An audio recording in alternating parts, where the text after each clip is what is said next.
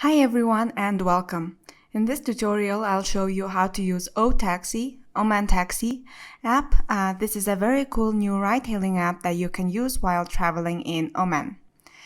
Now, the app can be found in the App Store and I've already downloaded to my phone, so let's open the app.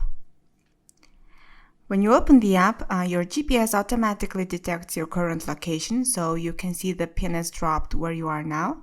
But if you want to give a very specific pickup location, you can enter the 3-word address of your location.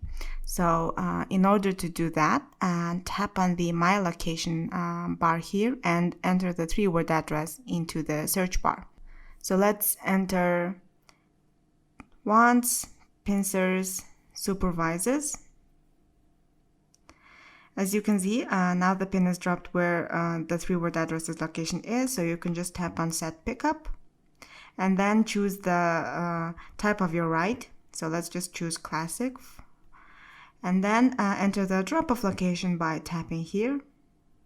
So let's enter a 3-word address, refills, outs, retraces.